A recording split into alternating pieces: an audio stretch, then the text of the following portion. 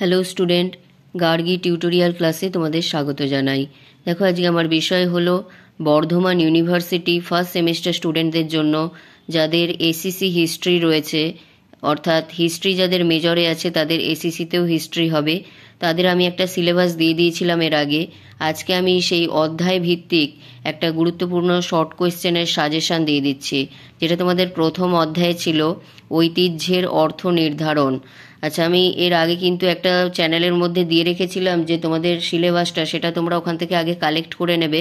তারপর দেখবে সেখানে প্রথম অধ্যায়ে আছে তোমাদের ঐতিহ্যের অর্থ নির্ধারণ। সেখান থেকে তোমাদের কি কি শর্ট কোয়েশ্চেন করতে হবে, প্রচুর শর্ট কোয়েশ্চেন আছে। তোমরা বুঝতে পারছো না যে কোনগুলো করতে হবে, সেই জন্য আমি এই সাজেশনটা তৈরি করে দিয়েছি। দেখো, এখান থেকে যেগুলো তোমাদের করার দরকার সেগুলো হচ্ছে, 1 নম্বরে রেখেছি আমি পুরাবস্তু প্রদর্শন কোথায় হয়। 2 নম্বর করবে প্রত্নতত্ত্ব বলতে কী বোঝো। 3 নম্বর করবে আর্কিওলজি শব্দটির উৎপত্তি কিভাবে হয়েছে। 4 নম্বর করবে প্রত্নতাত্ত্বিক উপাদানগুলিকে কটি ভাগে ভাগ করা হয়। 5 নম্বর করবে পুরাবস্তু কী। 6 নম্বর করবে ঐতিহ্য বলতে কী বোঝায়।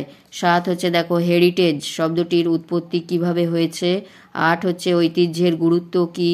9 নম্বর হচ্ছে ঐতিহ্য কত প্রকারের ও কী কী। 10 নম্বর হচ্ছে প্রত্নস্থল বলতে কী বোঝায়। 11 নম্বরে করবে ভারতের 2টি উল্লেখযোগ্য প্রত্নতাত্ত্বিক স্থান কী কী। 12 নম্বরে করবে কেন প্রত্নতত্ত্ব গুরুত্বপূর্ণ। 13 করবে প্রত্নতাত্ত্বিক পদ্ধতি কী।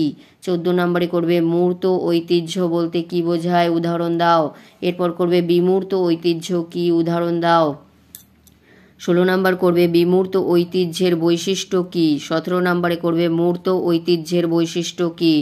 18তে করবে সাংস্কৃতিক ঐতিহ্য বলতে কী বোঝায়, উদাহরণ দাও। 19 নম্বর করবে বিমূর্ত সাংস্কৃতিক ঐতিহ্যের গুরুত্ব কী। 20 নম্বরে রেখেছি শিল্প সম্পদ কী। 21 নম্বর হচ্ছে শিল্প সম্পদের গুরুত্ব কী। তারপরে দেখো 22 নম্বরে কেন আমাদের মূর্ত ও বিমূর্ত উভয় সংস্কৃতির প্রয়োজন আছে। এই যে 22টা শর্ট কোয়েশ্চেন আমি দিয়েছি, এগুলো করলেই তোমাদের যে প্রথম অধ্যায়, সেখান থেকে তোমাদের যে শর্ট কোয়েশ্চেনগুলো সেগুলো তোমার করা হয়ে যাবে। তাহলে এখন থেকে এগুলো তোমরা খাতায় রেডি করে প্রশ্নের উত্তরগুলো এখন থেকে করে নাও। পরবর্তীতে আমি আরও যে টোটাল 4টে আছে তোমাদের অধ্যায়, আরও 3টে অধ্যায় থেকে শর্ট কোয়েশ্চেন দিয়ে দেবো এবং গুরুত্বপূর্ণ প্রশ্নগুলো সাজেশনও দিয়ে দেবো। তাহলে এই ধরনের গুরুত্বপূর্ণ ভিডিও পেতে অবশ্যই তোমরা চ্যানেলটিকে সাবস্ক্রাইব করে নিও এবং বন্ধুদের মধ্যে অনেক অনেক শেয়ার করে দাও, যাতে তারাও উপকৃত হয়। তাহলে দেখা হচ্ছে আবার পরের ভিডিওতে।